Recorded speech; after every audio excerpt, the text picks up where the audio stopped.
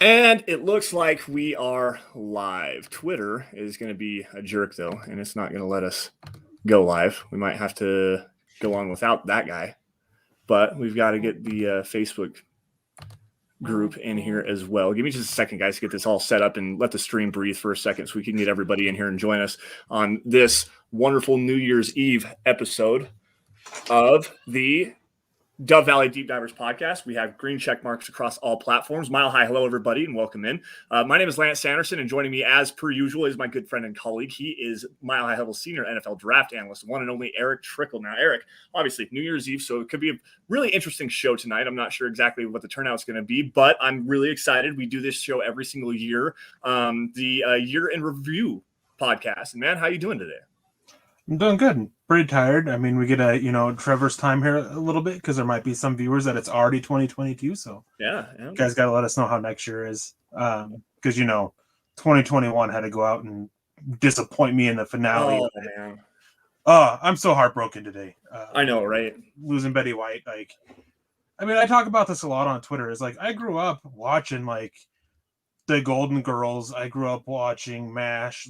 So, and I was telling my mom earlier is that Betty White's devastating, but the day Alan Alda kicks the bucket, that's gonna just devastate me.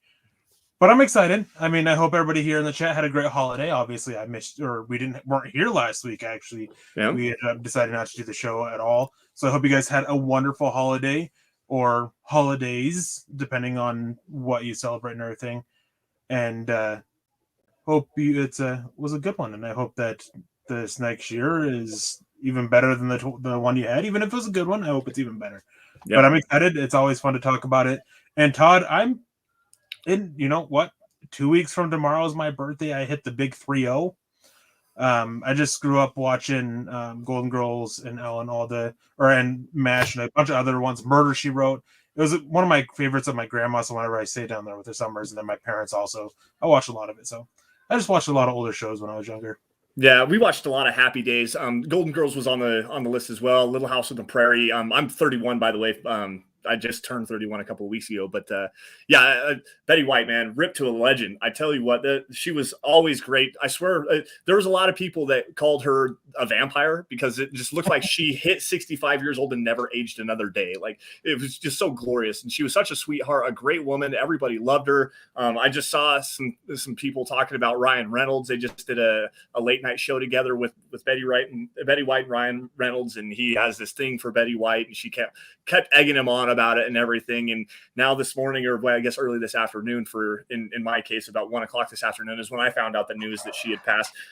Rough week this week, honestly, because you got the legend of Betty White, but also on Tuesday, right before I went live with Carl, we found out that John Madden passed away as well. So it's been a pretty rough go of it for people that are as far as the pop culture is concerned. But Erick, just quickly before we get into this, guys, I want your thoughts on John Madden and what he meant to you as a football fan, because man, that's one of the greatest of all time, right there, if not the greatest of all time.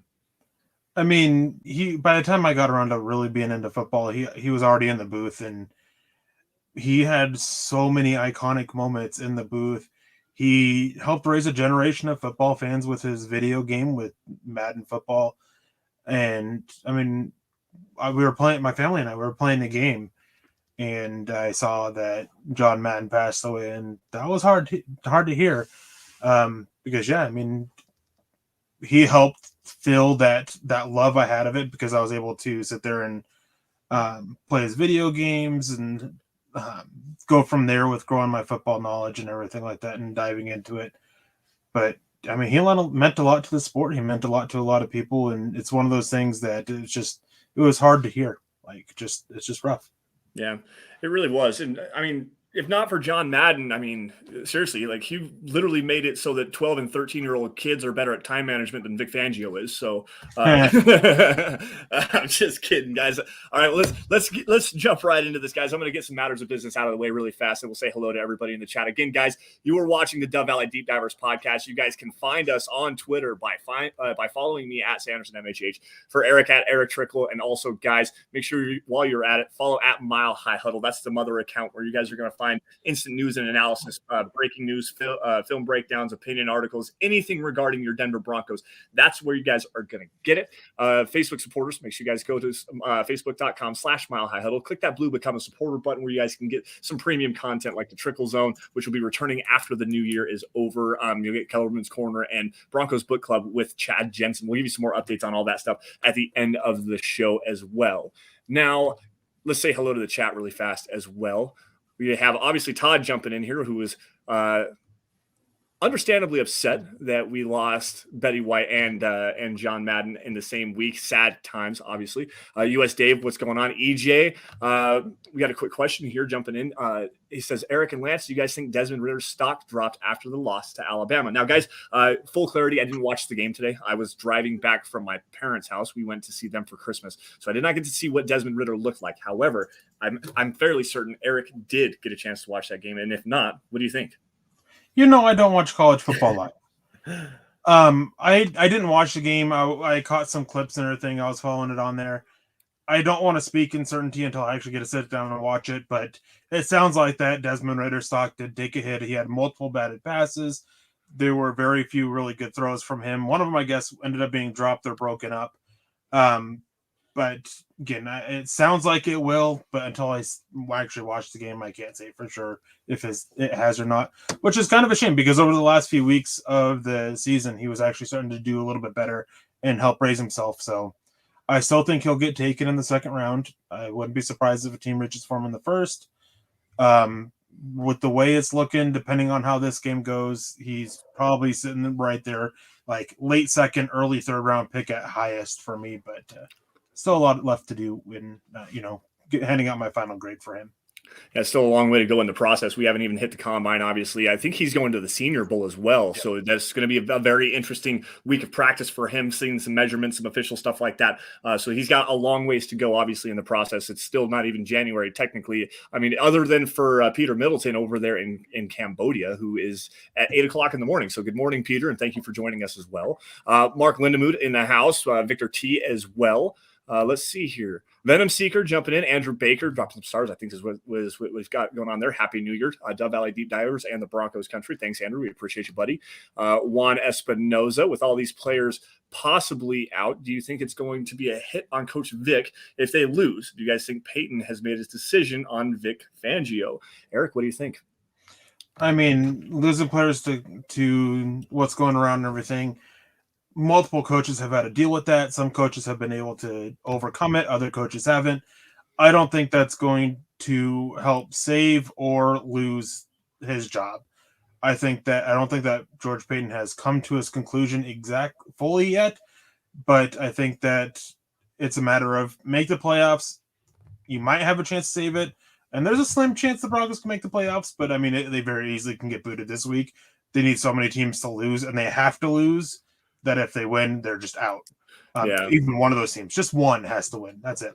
Yeah. And then, I just think that it's looking for that he's on his way out, and it's been all season long. It's been playoffs or bust. That was what was mandated not long after George Payton was hired. That was why that he got to keep his coaching staff. No changes were made. It was you either make the playoffs or you're gone. Yeah, and I mean, like you said, they've got to have 5 or 6 teams, different teams they have to lose. I know the Browns are a part of that. The Colts are a part of that. Pittsburgh's a part of that. The Bills are a part of that. I think I actually have it. Regardless, still, the Broncos, they have to take care of their own business first and beat the Chargers, which is going to be a tough go without, I mean, we'll get into that here in just a few minutes, but with everybody on COVID right now, it's going to be ridiculous. So, I mean, it's going to be hard for the Broncos to even manage their business, let alone have everybody else lose. So, Eric, what do you got? So for the Broncos to make the playoffs, this all has to happen. Broncos have to win their last 2 games. This week, they need the Rams to beat the Ravens, the Titans to beat the Dolphins, and the Browns to beat the Steelers. Then they need the Steelers to beat the Ravens, the Bengals to beat the Browns, the Patriots to beat the Dolphins, and the Chargers to beat the Raiders, just to get into the playoffs. Any one of those things doesn't happen, they're out. Mm-hmm. Yeah. Yeah, it's. I think it was a couple weeks ago when we did the show. We talked about how if the Broncos lose even one game, then their chances drop down to Yeah, and they lost 2. They needed to win at least 3 of the last 4 games, including the game against the Bengals for sure, and including the game against the Chargers for sure. They lost to the Bengals, obviously, and then the Raiders the following week in embarrassing fashion, quite honestly. But yeah, it's been kind of an interesting so far this season. We're going to do a year in review as well. I got Danny Trujillo with nothing to say, just showing some love, dropping some stars on Facebook. We appreciate you, Danny, for joining us. Peter Middleton, what's up, man? Todd, we already said hello. Paul, it's been a minute since we've seen you in the chat. It's good to see you, dude. Thanks for joining us, dude. We appreciate that. Jay Kozad. But anyways, guys, that's going to do it for the hellos and everything. Let's see if I can find some questions here in just a couple of minutes. However, again, this week on the Dove Valley Deep Divers is always fun because, every single year we do the year in review podcast. And obviously we're going to start off at the very beginning of the year where the Broncos country got hit with some kind of surprising news, quite honestly, with the news that John Elway was going to be stepping down as the general manager and executive vice football operations. Going into a new general manager search, and where we ended up picking up George Paton to be the Broncos' new general manager. Now, Eric, what was your initial reaction? I mean, it's been a long time ago. Obviously, we're right out almost a year ago exactly of George Paton getting hired. What was your thoughts on the move? And as you look back on it in a little bit of hindsight, how do you think he's done this first year as the Broncos general manager? I mean, I was excited. I was excited not just for his hiring. I was excited that John Elway was taking a step down. I mean, for the last few years, the whole thing of let's just throw a veteran in there and try to recreate the magic that we got with Manning just got old quickly. Mm-hmm. And I mean, none of these quarterbacks they brought in were Manning. So why did he keep doing that? It was very frustrating to see. And I was glad that he finally stepped down, get some new eyes in there, get some new blood, somebody who can try and correct the ship. And he's done a really good job. I mean, there's been some things he said, some things that he's done that have been, okay, but every general manager is going to have those moments. It's always going to happen. I've been, for the most part, pleased with what he's done, and it's still going to have to be. Let's see what's going to continue to go forward and what happens. Yeah, it's been really a breath of fresh air, and everybody's been getting back on John Elway for a long time. And there's still people out that are saying that John Elway needs to step down. He needs to resign. Guys, that's already happened. We're well past that. He'll be completely out after this year. Yep, and he's retiring after the season. Joe Ellis's contract runs out as well, and it doesn't sound like he's going to re-up. The team is likely. So the thing with Ellis is it all depends on the ownership situation. He may do a temporary thing to just a 1-year contract to stick around to help kind of pass the torch. Right. It just depends on the ownership and the timing of that because of when his contract is up as well. Right, isn't it? It's like after March or something like that. It's like late March or mid-April or something like that. Yeah, it's a weird timing. I don't understand it because it goes into the new league year, which I mean, I guess it works if that's the situation where they haven't got everything litigated with Edgar Kaiser and the right of first refusal trial and the Kaiser family and everybody. So it'll be kind of interesting to see how that all works out. But anyways, back to what I was trying to say there. There's been people that are still blaming the last 5 years. And I mean, it's warranted. It's absolutely warranted. I mean, you bring in Joe Flacco, you've got the Case Keenum situation, Brock Osweiler, Paxton Lynch, the whole revolving door at the quarterback position, losing a lot of talent on the defensive side of the football, including like Aqib Talib. You've got TJ Ward, Darian Stewart. The whole 2015 Broncos defense, essentially from the Super Bowl season, has been turned over. Losing out on Wesley Woodyard, Danny Trevathan, Brandon Marshall as well. That whole situation. I mean, it's just been kind of a mixed bag and a bag of bad reviews for John Elway. And George Paton came in and immediately started doing something that John Elway never actually did. Well, rarely actually did in terms of taking care of his own players. Obviously, they put the franchise tag on Justin Simmons, but then he quickly turned around and turned that into a 4-year, $61 million deal right after the onset of the opening of league year in free agency. And then right after that, he had Shelby Harris. Now, this is a breath of fresh air again, because like I said, John Elway, when it came your time to be up and go pay, get another contract, he typically would let you go test the market and see what you would be able to get, and then not come back with a competitive offer or not even offer at all. So to see a guy like Justin Simmons, who's turned into a leader not only in the locker room, but out off the field, out in the community, he's like 3 years in a row now named the Walter Payton Man of the Year Year finalist for the Denver Broncos. So, I mean, to see a guy like that, and then Shelby Harris, a guy who's worked really hard, has been kind of bounced around the league for a little bit, turned into a high-quality interior defensive lineman. I mean, the last time that we saw John Elway really pay a guy that was one of his homegrown players was after they put the franchise tag on Brandon McManus. It's been a long time. So, Eric, as far as that is concerned, Justin Simmons, Shelby Harris, what do you think about George and the work that those guys have done? And how do you think that Justin Simmons has rewarded this franchise after getting that mega deal? I mean, one of the things that George Paton came in and said right away is that I want to keep our own. And he's shown that. I mean, it wasn't just those two. I mean, going and getting those contracts done with Cortland Sutton and Tim Patrick also. We're keeping our own. And I mean, you can't hate that. You don't want to constantly see talent grow with your team and then boom, they're gone. It's always a bit of a gut punch, I guess would be the best way to put it when that happens. And so seeing them go in and extend these guys, it's always great to see. Do I think that there was a little bit more money there than for some of these guys than there should have been? Yeah, but it's not my money, so I can't complain too much. But Justin Simmons, he's had his ups and downs this year, which he has every year, which every safety does. He's still a top 5 safety at worst in the NFL, and he shows why. I mean, teams have to game plan for him, and he does get caught sometimes deep in coverage or just in the wrong place. But again, that's just stuff that happens. His play's not going to be perfect. There's no safety in the NFL whose play was perfect. Ed Reed even made mistakes. Steve Atwater made mistakes.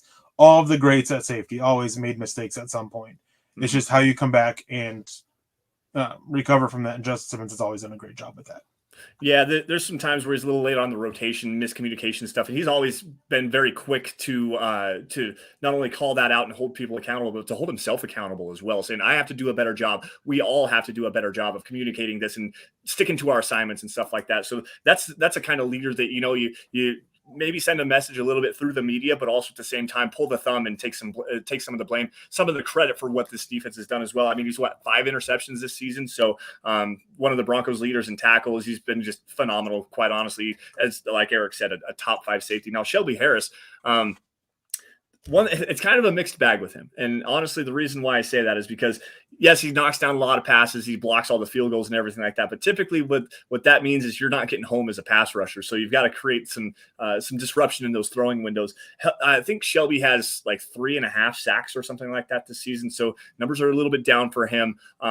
Draymond Jones has been phenomenal right next to him. And that might be a little bit of something with Shelby Harris as well. But at the same time, Shelby has pretty underperformed the contract that he signed. It was 3 years, $27 million, just right at $9 million on an average per year basis. What about Shelby Harris? What rings about his game that you think that he could potentially improve on, or has he been playing pretty well? I mean, he's kind of come on the last couple of weeks a little bit. He's sitting at 5 sacks on the season. He's got 2.5 in the last 2 games, which, hey, that's great, but there's been a lot of games where it's like, all right, where are you? Like, what are you doing? Mm-hmm. And then one big issue with him is that last year he showed a lot of progress as a run defender, and this year it's, what are you doing?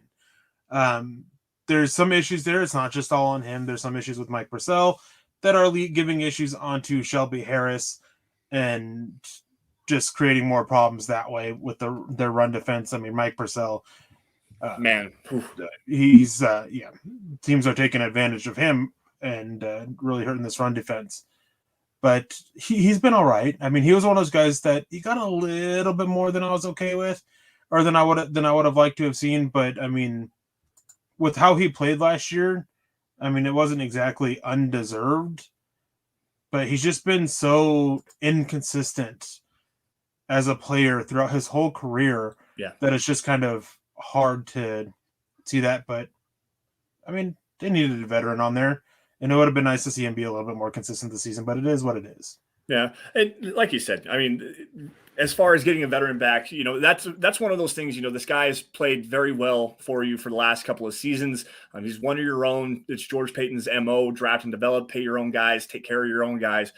This was a guy that definitely deserved at least to have an extension. Like Eric said, it might be a little bit much on the pocketbook for a guy that doesn't have quite the impact that you would want for that kind of money. But at the same time, that's you got to show your guys, you got to show your team that you are willing to be able to do that. If you put in the work and you start playing well and you improve and you continue to improve and you continue to be a force and a great player in the locker room, a good teammate, that you deserve to have that reward. And Shelby Harris is probably one of the top guys, especially other than Justin Simmons, that definitely was deserving of something like that. We're going to jump back into the chat here really fast. Let's see here. We have Jay Kozad jumping in right here. I hope that is what Peyton has decided his playoffs are out for Vic because they missed the boat for the playoffs. And yes, they did. And I firmly do believe that Vic Fangio if they lose against the Chargers, Vic Fangio will be almost officially done in Denver. Venom Seekers jumping in here. Any prospects you like for Kathy Lund? Hi, Kathy. How are you doing today? Let's see here. Biggie Broncos jumping in here. Say what? Yeah, Kathy was watching. She made a comment about how she was watching college football and scouting off some prospects. And let me tell you what, that Georgia defense, all 11 of their starters and like 4 or 5 of their backups have draftable grades on them. That defense is freaking ridiculous. So is that Nakobe Dean, Quay Walker, Trevon Walker, Jordan Davis, Jalen Carter, all the guys in the secondary. I mean, Darion Kendrick, Erick something is one of their safeties. I can't think of his last name. Like, that defense is so stinking stacked, and are going to be a couple really good games to scout them out. I mean, all season long they've just been playing lights out, and from the looks of it, I mean, they seem to be, those linebackers especially seem to be dominating Michigan at the moment. Yeah, I wish I could watch the game. Unfortunately, we're doing this. Biggie Bronco jumping in here, and he says, let's say the Broncos do draft Desmond Raider. What coach would you like to see get brought in to help him? I believe in Greg Roman, the offensive coordinator from Baltimore, who has done really good work in his past with mobile quarterbacks, guys that aren't necessarily the most talented throwers. The guys that obviously you've got what he's doing in Baltimore with Lamar Jackson right now, but he was also the offensive coordinator for Tyrod Taylor, I believe, in Buffalo for a minute, and then he was also the offensive coordinator for the Colin Kaepernick-led 49ers back in the early 2010s. So that would be kind of an interesting. Eric, what do you think about Greg Roman? I like him. I think that he's shown that there's a certain type of quarterback he can work with, and Desmond Raider isn't. I mean, it's not that Desmond Raider is not that guy. It's just that if you want him to develop, you just don't want to limit him to that, because then you're not going to get the best out of him. So, I mean, it'd be all right. I think I like him more for like Malik Willis, Malik Cunningham, maybe even Matt Corral. But Desmond Raider, I mean, it's not a bad option. Like, not a bad option for Desmond Raider. No, he's got enough mobility. He's not the best. I think Matt Corral would be him and Malik Willis. Those two would be the two kids that if you did get Greg Roman, those would be the guys to watch for him being for the quarterback for that system. But Matt Corral, honestly, I like the way that he moves, and he still has a little bit more refinement as a passer than Malik Willis does. So you can kind of get on the ground and like hit the ground running, get a kid up on his feet, get him up to speed quickly, develop around him. Let him use his legs a little bit, get him out on the move, throwing on the run. And Matt Corral is a guy that I really like for that. In fact, he's probably going to end up being my quarterback one, quite honestly, because I'm not a Kenny Pickett fan. I just am not. All right. Speaking of which, my top 10, they dropped on Mile High Huddle on Christmas Day. If you guys haven't checked them out, go check them out, especially quarterbacks. Matt Corral is my quarterback one, but where Kenny Pickett falls might be surprising for you. And there's a couple games that did it for me, and also the fact that my wife has bigger hands than he does. Yeah. And the issue with that is that in a couple of his games that were bad weather, you could tell that the hand size was an issue, which is where the hand size is a concern. Yeah, he had 27 fumbles, I think is what it was, total over the course of his career. So that's a big number, guys. 27 fumbles from a quarterback. That's huge. In over 37 years, over 670 quarterbacks, only 2 have had smaller hands than Kenny Pickett entering the NFL. Neither of them were drafted. Only one has had the same hands. same size hands, and he was an undrafted free agent from last year, Kevin Davidson out of Princeton. Like, there's not many that are under that 9-inch tread mark or mark here. That benchmark. And Kenny Pickett, we're talking about 8 1/4. Like, yeah. Ooh. My hands are 8 3/8 of an inch, guys. I measured mine a while ago just because I was curious to see. But yes, 8 3/8 of an inch. So I even have bigger hands than Kenny Pickett. I'm 5'10" and 155 pounds. I'm definitely not an NFL quarterback. So it's interesting. Yes, and Again, go check that out. I haven't actually got a chance to check that out yet. Erick's top 10s. If there's a way that we can get that link pulled up and maybe drop that into the chat. Erick, can you work on that while I run through another one of these comments really quick? We'll drop that in the chat, guys. Make sure you go check that out if we get the opportunity, if you haven't yet already. So Victor jumping in here, and he says, the Stars just haven't linked up for the Broncos, but never give up. You don't deserve the Broncos at their best if you left them at their worst. Broncos for life. And I'm not going to try to tell anybody how to fan. I'm not a gatekeeper by any stretch of the imagination on that one. However, Victor is kind of right here. You don't, if you're going to bag out and be super hypercritical of the Broncos when they are at their worst, you don't deserve them when they are their best, which could be coming around the corner here directly. So kind of keep that in mind. I mean, there's the whole thing for better or worse. I mean, yep, exactly. It's not quite like a marriage where you say with in sickness and health and better for worse, yada yada yada. And it's a vow, but still at the same time, fandom should be considered something like that. Hey, thank you, our Powell. I'm glad you appreciate it. Todd asked how big are Locke's hands. They measured in at 9 inches flat, and typically you want at least, I think it's like 9 1/4 is the small, is like the threshold for most. Yep. Miguel Santos Steven jumping in here on Facebook, and I want to answer this question really fast. How do you feel about this year's quarterback class, or are there chances better of trying to get a vet like Rodgers or Wilson? I'm going to start this off by saying that there are about 4 NFL quarterbacks right now, maybe even 5, that I would take over going to the draft this season. That's how I feel about this quarterback class. There's like 10. Well, the reason why I say a limited on that one, because it would be Russell Wilson 1B would be Rodgers. I would probably go, if you could get Kirk Cousins, then Derek Carr, Matt Ryan would be the guys that I would go before I would go a rookie. And the only reason why I would go a rookie between them and like a Teddy Bridgewater or another journeyman starter like a Ryan Fitzpatrick or something like that is because at least you have the hope. There's a hope that you can have a quarterback that's going to develop out of this class. Specifically like a Matt Corral, Malik Willis would be another one, Ritter maybe as well. The Berkovici, or what's the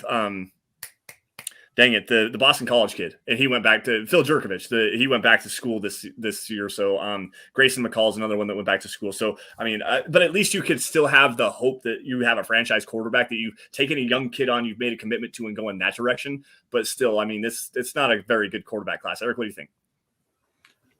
I wouldn't touch this quarterback class really, and if I do, then you better not hold off on a quarterback next year just because you drafted one this year. Mm-hmm. It's one that you got to be. If you take a quarterback, you got to be one to double dip and go after one next year.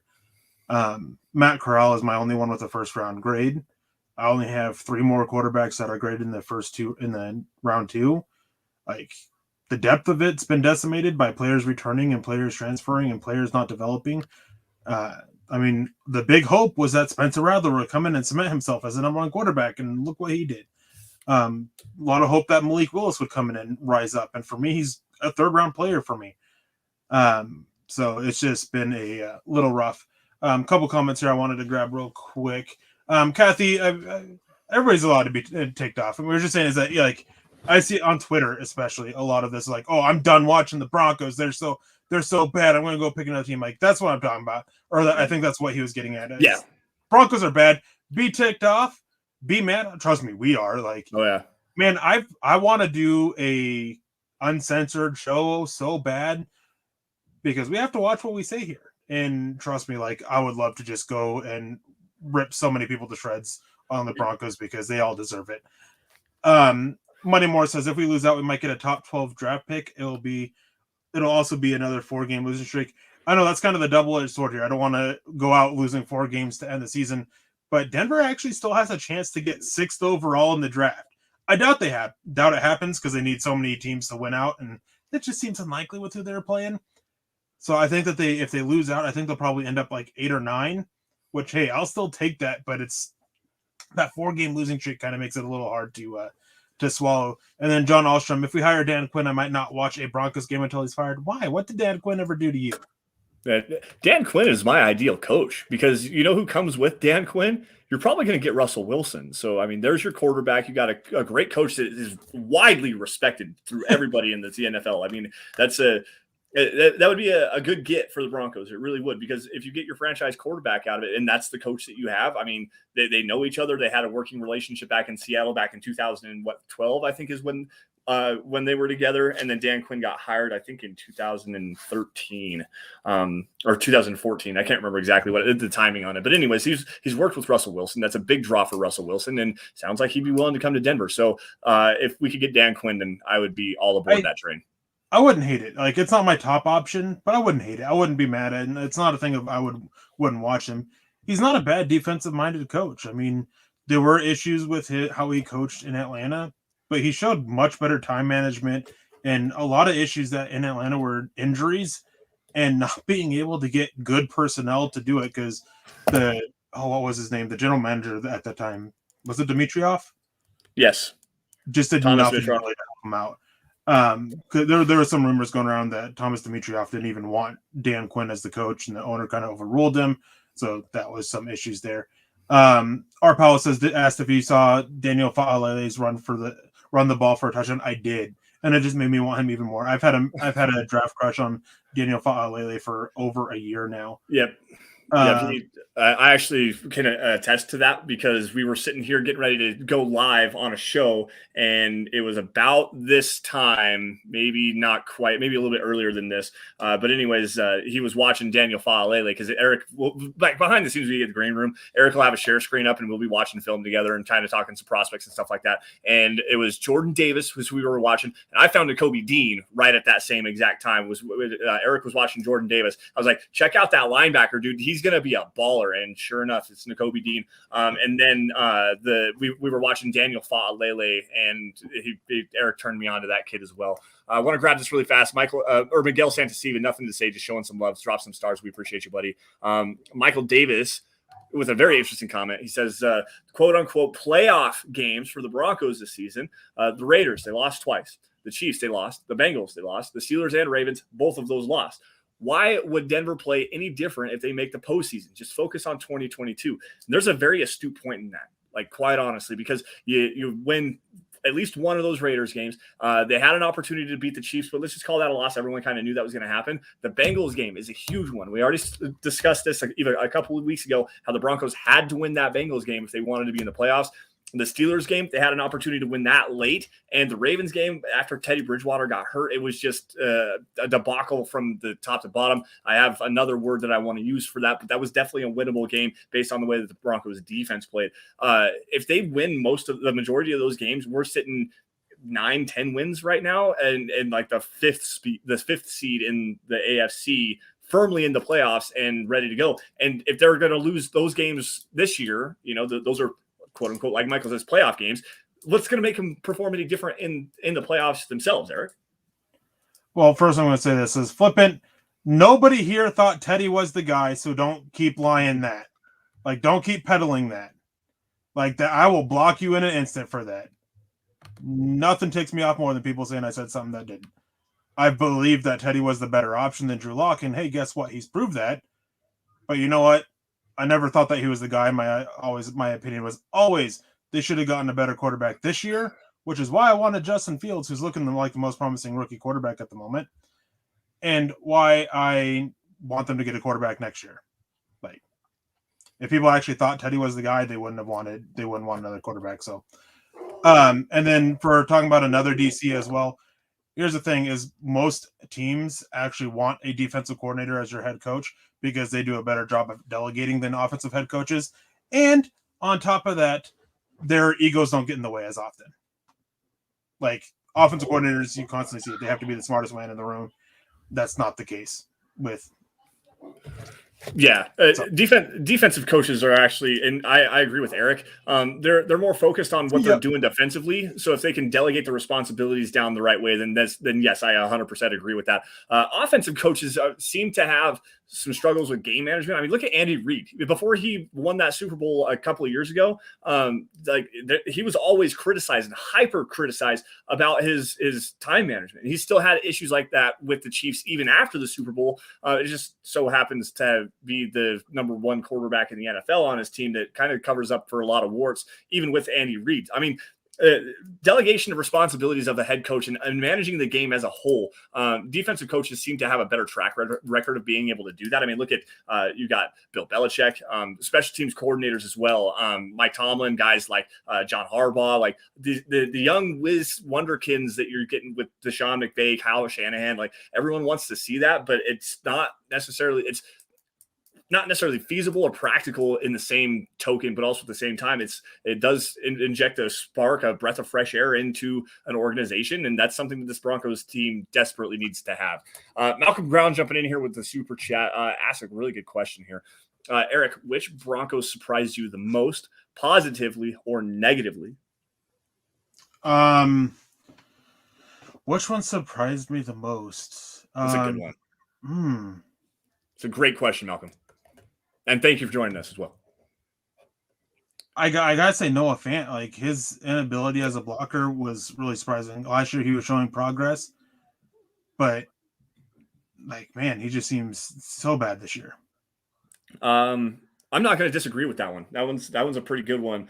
Shelby Harris was a little disappointing to me as well. I thought that he was going to be kind of on a breakout deal. I would say Draymond Jones, but here lately he's been playing so well that you can't say anything negative about the guy. The numbers aren't there as far as the pretty numbers, the sack numbers and stuff like that.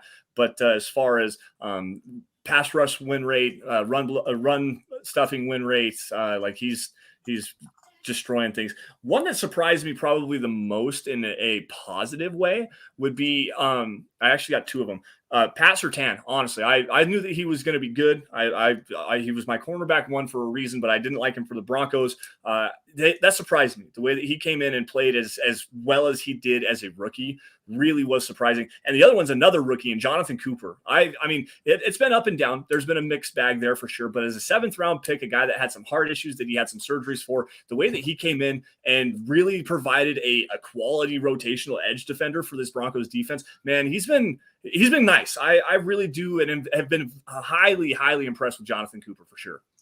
And then a lot of Patrick Surtain second. And I got to say his play didn't surprise me. Right. Like there's a lot of people that like to say that I hated him pre-draft. It was like, I didn't like him for the Broncos scheme at the time because he wasn't a fit for the match quarters. What surprises me with his play is that Vic Fangio completely changed his scheme to help make him perform. Yeah. Change it to a man coverage scheme, and we're seeing it pay off. So it's shocked that a old-time coach actually showed the willingness. And then Quinn Miners as well. I mean, making that huge jump, like, man, that was a huge surprise. Here's another one, and let's just jump right into that conversation because we're still doing the year in review, guys, and we've got through the Justin Simmons, Shelby Harris contract, stuff like that. Free agency was kind of boring for the Broncos for the most part. They re-signed their guys, brought in a handful of players like Shamar Stephen. They brought in Mike Boone, Bobby Massey to kind of shore up the right tackle position, but he's been hit and miss big time for sure. Obviously Kyle Fuller was brought in and he's been kind of up and down, obviously trading for Teddy Bridgewater right to the draft. But this draft class, guys, I mean, we just named off 3-4 guys there. Chase Wellner jumping in saying Caden Stearns impressed him. Javonte Williams has played very well. He's leading the Broncos in rushing right now. Baron Browning, after he got through his injury concerns and stuff like that, he's really kind of stepped up. It's looking like he might be the starting linebacker of the future for this Broncos defense. Obviously, Caden Stearns. Jamar Johnson hasn't seen much action, but when he does play on special teams, it's all right. Jonathan Cooper, again, I mean, this draft class has been one of the most impactful draft classes as far as playing valuable snaps on both offensive and defensive units. Like, it's crazy, man. I mean, Surtain, Williams, Browning, Miners, those are all 4 starters right now, and Miners looks like he's the right guard of the future. So it's George Payton knocked this one out of the park, man. What do you think? I mean, he definitely did. I mean, it's always great to see it. I wouldn't expect, these types of hits on the draft class to continue, but it's a really good start. Big E, Teddy got us close to the playoffs before he got concussed. And, won 7 games during his time, which Locke only won is 8-11 in his time as a starter. And Drew Lock's development, he showed last year that he can't. I don't know what's so hard with realizing that the only time Drew Lock looks good is that it's a one-read play. The last 5 games last year that he showed this tremendous improvement, which he really didn't, he was reading the safety, and that was deciding where he threw to. He wasn't reading the whole field. Like, Drew Lock has shown that he's not it. He can maybe develop to be a decent backup, but he's not a franchise guy. And we know that Drew Lock's development is an issue. And yes, the coaches were so bad for it. But here's the illogical thing for it is Pat Shurmur can't develop quarterbacks. Vic Fangio can't develop quarterbacks. But we should have started Drew Lock so he can continue to develop under them when they can't develop him. Like, that doesn't add up here. If Drew Lock wanted this job, if Drew Lock deserved this job, he would have locked a lot better because guess what? His stats in the preseason were worse than Teddy Bridgewater's. He was far less effective. He almost turned the ball over more than Teddy Bridgewater did in the preseason. And he still has a higher rate of turnovers than Teddy Bridgewater does this season. Like, come on now. Like, there's nothing wrong with saying they're both bad. Move on from both. Yep, absolutely. Drew played a harder schedule than Teddy. Yet Teddy beat more playoff teams that were pushing for the playoffs than Drew Lock did. Yeah. That's saying something. And the strength of schedule actually wasn't that much better last year. Erick's getting fired up. There's stats and data out there that show this. Unless you want to just completely ignore all of that and go off of something, I don't know what to tell you, man. They're both bad. Yeah, that was what we were saying during the offseason. They're both bad. So they should have done more to go get a better quarterback. Yeah. Hopefully that doesn't happen again this year. The Broncos obviously passed on Justin Fields, a guy that I liked as quarterback one last season, and I got called a lot of names for that, and it's actually kind of backfiring on me. But obviously Surtain, they had the opportunity to go get a guy. They had an opportunity in the offseason to potentially trade for Aaron Rodgers, but the Packers weren't budging. So you're going to have an opportunity to do that again this offseason. Who knows what's going to happen with Russell Wilson, Derek Carr. Like, there's going to be some interesting quarterback carousel stuff going on this season as well. Our pal jumping in here and is asking, what is your input on the Western Kentucky quarterback? Zappy? Billy Zappe. He's better than Drew Lock. No, guys, like I know I'm a little fired up about it. My point is I'm just so tired of the Drew Lock, Teddy Bridgewater discourse. It's time for everybody to realize they're bad. Stop trying to sit here and say Drew Lock can still be something. He's shown he's not. Nobody's saying that Teddy Bridgewater could be the guy. No, he's not. It's not one or the other. They're both terrible. They're both bad. Anyways, Billy Zappe, I like him. I like what this kid can do. I don't think he's a franchise guy, but I think he's a guy that you can work with to develop to be a solid backup quarterback in the NFL. I think he would be an upgrade to the bottom of the depth chart here, upgrade over Brett Rippon and whoever ends up being quarterback too, because I doubt either of those two quarterbacks will be back with the Broncos next year. So I think that makes a good move. I think I have him as a 4th or 5th round grade. I think he's going to be at the Senior Bowl. He has a chance to help him there. I like what he can bring. He's got a good arm talent too. I mean, he moves around pretty well. He's got good arm talent, good touch. He actually throws with touch at the college level, which is something you don't see very often, especially from younger quarterbacks. He just set the record. I think was it passing yards in a season, or well, I can't remember exactly what is the NCAA record for that. It might be career passing yards as well. Regardless, I mean, the guy throws the ball around a lot, and that it's an air raid system for sure. I mean, that's all they pretty much do there in Western Kentucky. Had a pretty good bowl game from what I had seen. So yeah, I mean, he's a guy that I would like, but it's not going to be, as Eric said, he's probably not a franchise quarterback by any stretch of the imagination, but he's a pretty decent player, an interesting developmental player for sure. The thing is the data and all that shows that Teddy Bridgewater is better than Drew Lock. Doesn't mean that they're not. He's good. He's the more polished turd. That's the way to put it. Yep, it's a lot of lipstick on a pig, man. Going out this 2021 with why. a bang on Dove Valley Deep Divers. Right. Let's go. No, we just need someone to drop an F-bomb, and maybe we could actually have some real fun going out the door here. There's a reason, guys. This is a whole reason why we have tried to avoid and stay out of the Teddy Bridgewater with the Drew Lock conversation. It's been all year long. I said it last year after the Chiefs game in December that Drew Lock wasn't the guy, and I didn't think that he was ever going to be able to get there. Like, it was time to pull the plug on the experiment.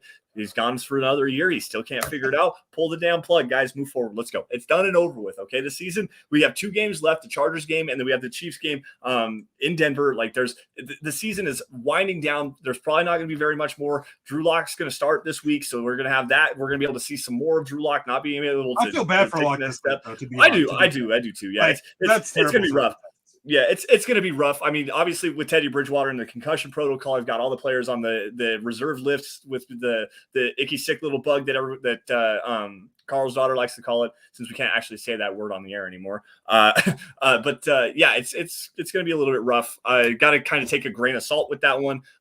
No excuses though. Go out there and play your best football and actually look like a competent quarterback, and maybe we can change this conversation. But it's just so much in the wrong direction that it's yeah.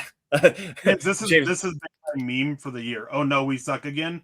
From, I believe, the Water Boy. Yeah, it's the Water Boy. Yeah, it's the Water Boy. That's been my meme for the year. Oh no, we suck again. Oh no, we suck again. And then Malcolm Brown, is it worse to lose yawning with TB5 or screaming with Lock? You're losing either way. Exactly. At least with Teddy, I mean, we won 7 games. Yep. Exactly. Yeah. All right. About 15 minutes left, guys. Get some questions in here. We don't want to continue breaking down the Drew Lock situation. We can go into the Chargers conversation here as well, just a little bit. Let's see here. I'm going to search this really fast, and as I continue to kind of waste a little bit of time here, Peter jumps in. Would you draft a first or second round guard, or do you have a free agent that you want? The Broncos need serious help there. I disagree. I mean, oh no, they got to replace Dalton Risner. Risner's been rough, but he's still at least serviceable. He's not like the no. What? Yo, Dalton Risner has not been serviceable whatsoever. He's been bad. Is he the worst guard in the NFL right now? I don't know about that. That's what qualifies him as bad. I never said that. I'm saying he's at least serviceable. It's not like he's literally it's not like he's not literally the reason why this Broncos offensive line is not very good. I mean, he's a good part of it, yeah. There's a big part of it for sure. I'm not saying that he is like a long-term cornerstone to the franchise, but I'm not running out there to if I'm taking a first round guard to replace Dalton Rice. He did. He said, would you draft a first or second round guard? First or second round guard. Well, no, because you don't draft the first round guard, period. Second round guard, if I can upgrade Dalton Risner with a better scheme fit, yeah, I am doing it, because Dalton Risner has been that bad. He has been such a problem for Garrett Bowles and Lloyd Cushenberry, and Lloyd Cushenberry's been bad too. Like, all 2 of the interior offensive linemen have been really bad this year, and you got to fix that. Otherwise, you're not going to be consistent running the ball, and that's been the issue with the Broncos. And congratulations, Clayton, for 30 days. I mean, that's awesome. Keep it up. That's huge, dude. That's huge. That's absolutely huge. Anyways, sorry, I'm losing my mind here. It's been a fireworks show, dude. I've had maybe 16 hours of sleep over the last week. I'm feeling it. I'm pumped. Dude, I had a late night last night. We drank too many beers at my dad's house. I was up until about 2:00 this morning. So I'm still kind of feeling it. I got home, I drove back from my parents' house and got home 5 minutes before I jumped in the room so that we could start the show. I've done any preparation today. This is going to be really fun for the rest of the show. All right. Derek Blair came in with the comment of the night. Oh, pull it. At least we will not see Judy go in motion on a fake jet this week. That's so true, dude. How do you run Jerry Jeudy on jet zip and orbit motion like that and not give him the ball? Like, he hasn't got the ball coming out of that orbit motion since the Cowboys game. Like, quite literally, he has not seen the ball coming off a jet or orbit motion since the Cowboys game when they first implemented that into the game plan. And then they turn around this last week against the freaking Raiders and they hand off a jet sweep to freaking goddamn Javonte Williams. Hi, Scott. There's your curse word. Well, it's not quite the cuss word that I really wanted to put out there. I mean, but still, Scott, thanks for joining us, man. Appreciate you, man. Yeah, Miss Happy you. New Year, Scott. Yeah. Hopefully we'll see you next week. Hope you're having a great time and a great holiday. Yeah. Joshua, congratulations on 5 weeks, man. Keep it up. Like, doing a good job. Yeah, absolutely. How else can I get Eric all fired up? Yo, there's a lot of ways to get me fired up, man. Ask him if he thinks that Melvin Gordon deserves. No, dude, I will kick you out. 15 reasons why Eric wants to re-sign Melvin Gordon to a $5.2 million contract starting right now. Go. All right, this is now self-promotion hour. Guys, I also have 3 veterans that should be cut this offseason.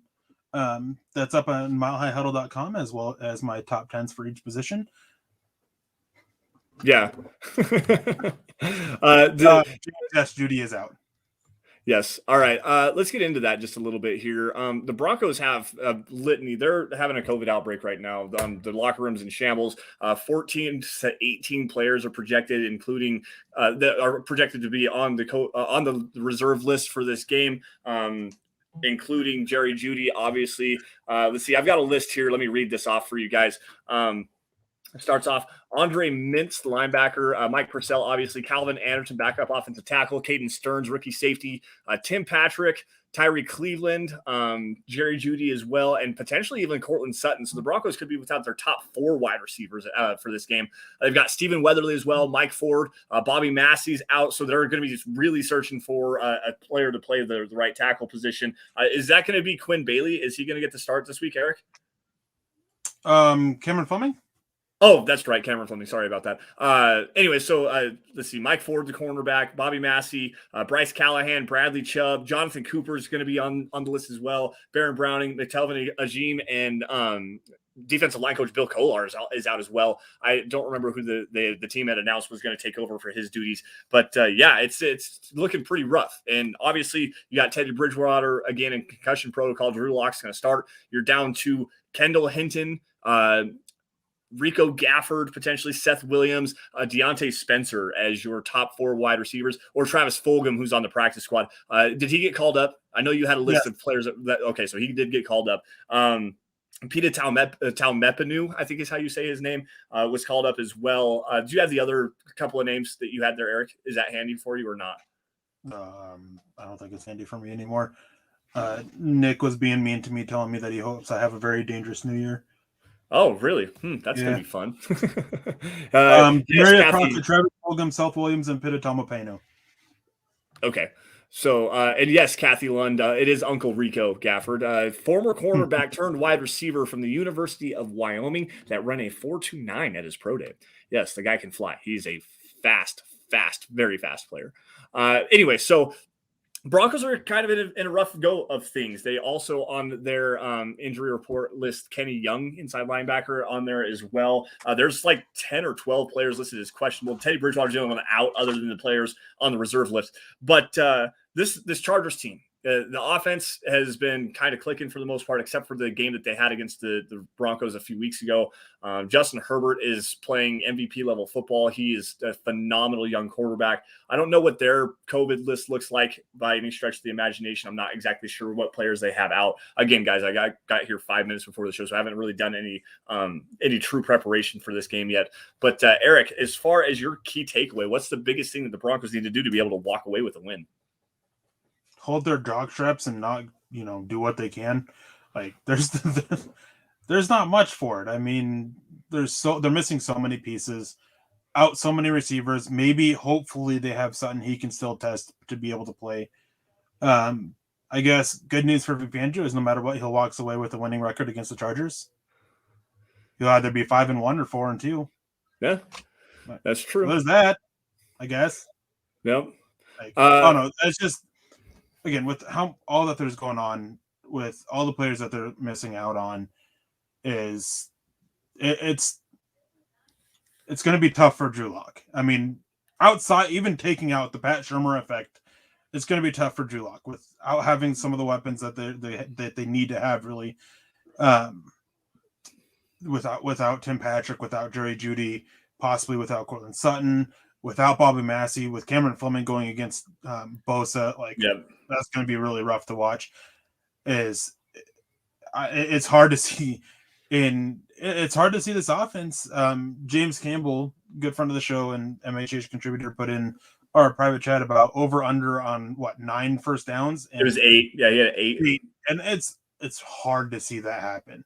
This Chargers defense is starting to click at the right time. They've had their issues over the week, so maybe they can exploit that.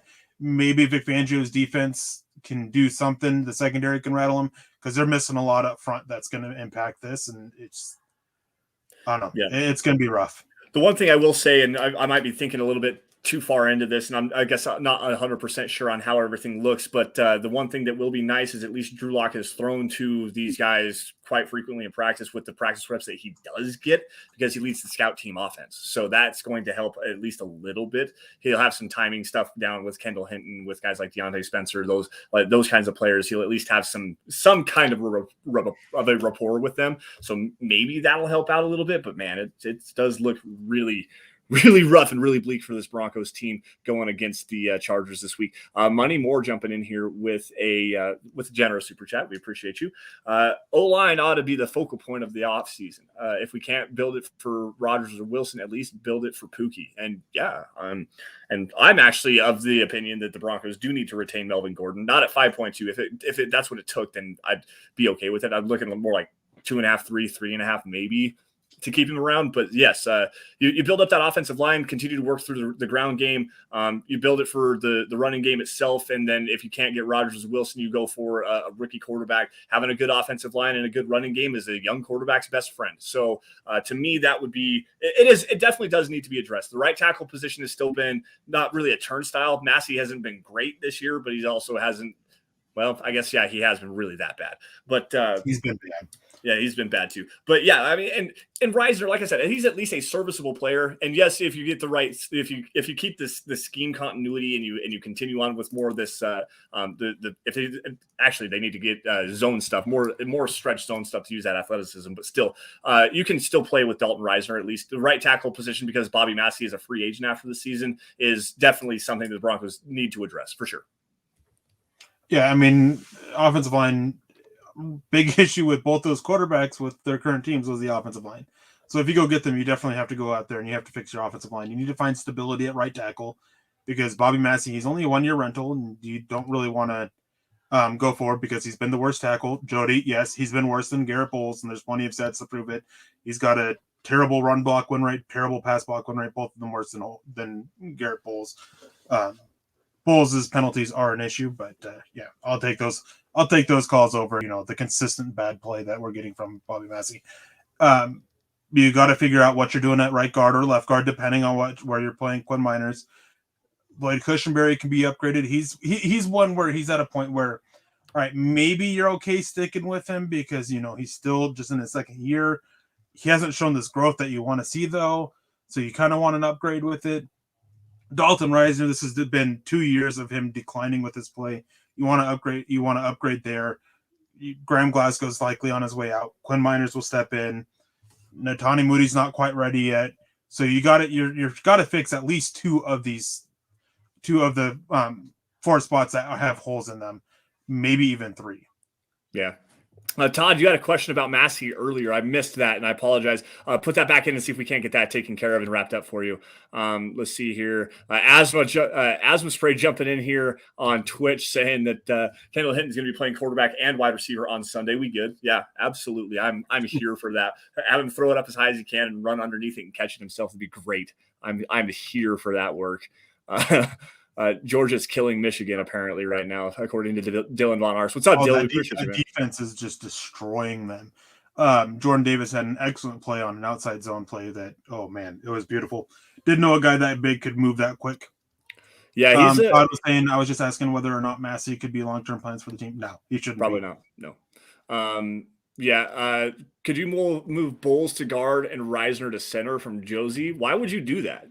Like, honestly, Garrett Bowles and Jody, I know you and Erick and I have gone back and forth on Garrett Bowles for a long time. I mean, it got kind of violent there for a minute. But why would you take Garrett Bowles away from his natural position where he's playing at least a top 7 level still. I mean, Garrett Bowles is playing pretty good football. No, I wouldn't say top 7.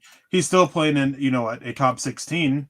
And you know how hard it is to find tackles in the NFL? Yeah. Like, it wouldn't surprise me if looking at all the data and everything for tackles that he's probably still top 10 actually, because tackle playing down across the NFL is down as it is with offense in general. Mm-hmm. And Garrett Bowles, I mean, he's had a couple bad games, but his season's been average for the most part outside of that. At least it's better. Who was it? I think it was let me see if I can find it. There's a question coming in on Twitch. It was Kev, Savage Boy Kev, saying, who's been the best player on the O-line this year to you guys? Quite honestly, Garrett Bowles or Quinn Miners. I would say either one of those two. And I knew you were going to say Miners, but that was your dude too. So, all righty. I don't see anything else here. Eric, let's do this really fast since we are at the end of the year. We're doing the year in review show. What was your Broncos highlight of the season? Like the best moment, and we'll do the worst moment as well for the Broncos. Not only in the just all year, all encompassing all year from hiring George Payton to where we are today. What was the highest moment for the Broncos this season for you, and the lowest? The season. The highest for me has been. Man, I was so hyped when they drafted Baron Browning, and then being able to see him play like at that level that I thought he could. That'll probably be up there. That Dallas Cowboys game's definitely got to be up there. But I think the highlight for me, and I mean, should be obvious here. It's the Jets game. Yep. Being able to be there in person for that, I don't care if it was the Jets or not. My first game ever in person, being able to meet some awesome people.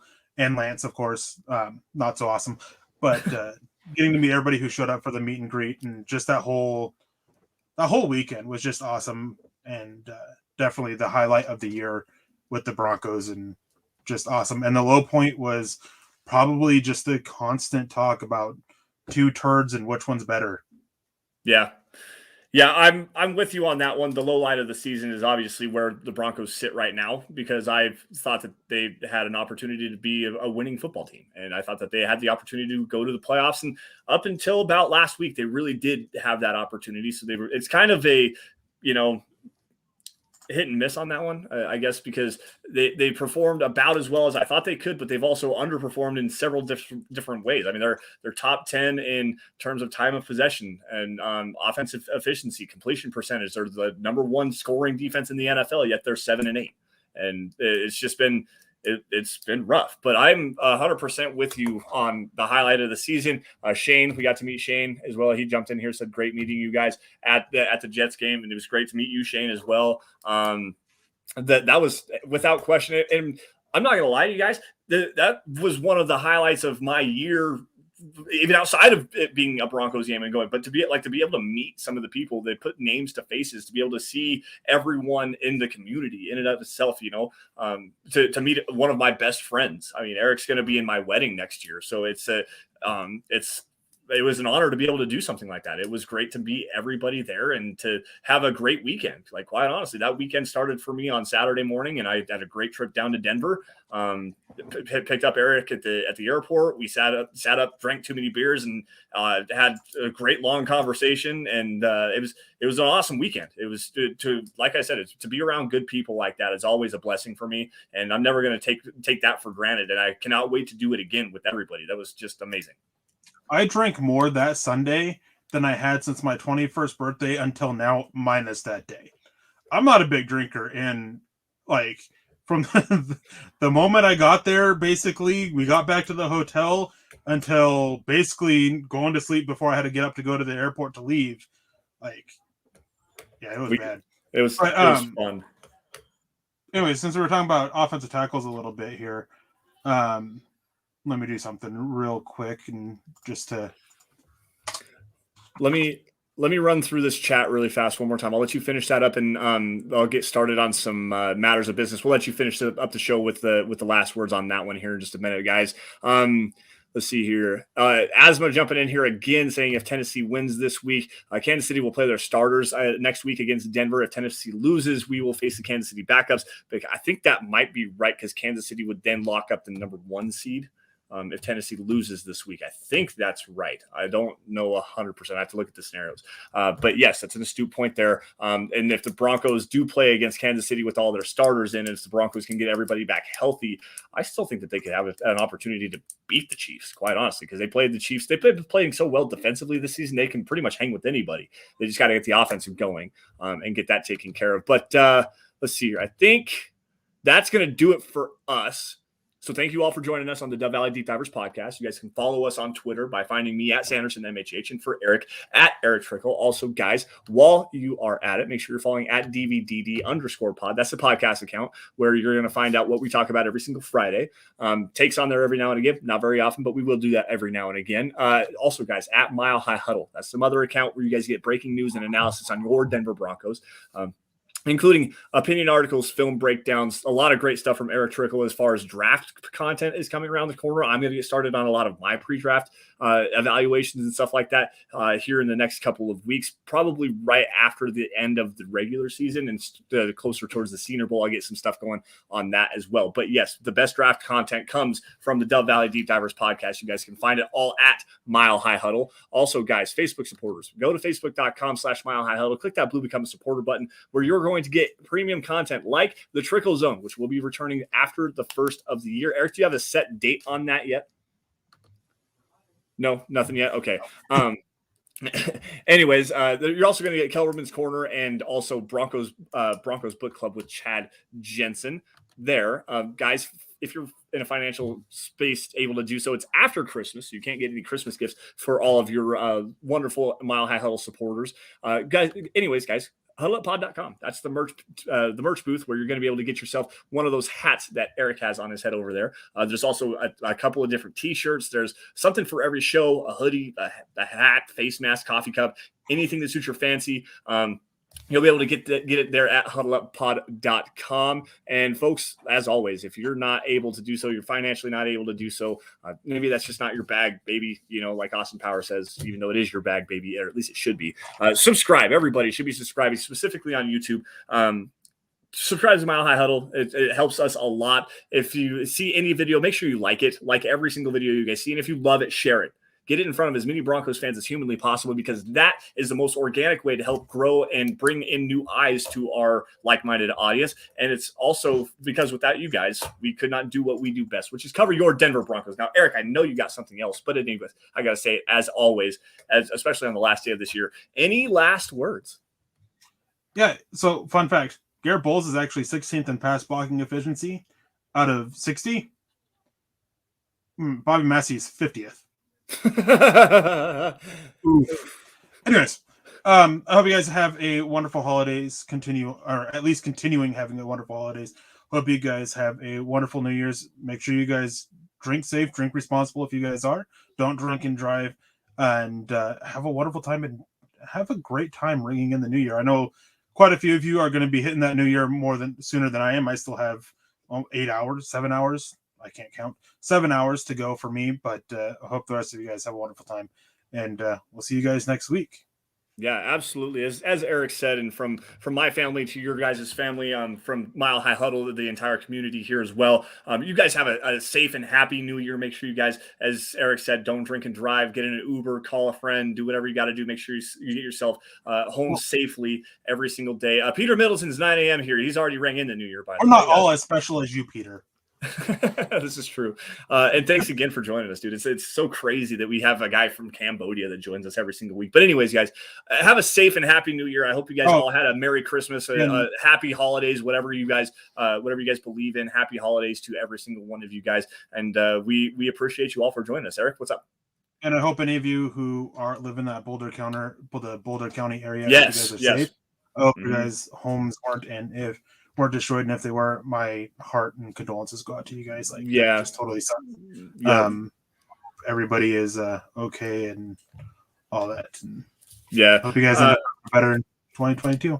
Yeah, absolutely. With that, guys, we say thank you again for joining us on the Dove Valley Deep Divers podcast. You all stay safe and take care. Have a great rest of your weekend. Again, happy New Year. We will see you guys same time, same place next week, Friday at 6 p.m. Mountain Time. We'll talk to you guys later. Thanks.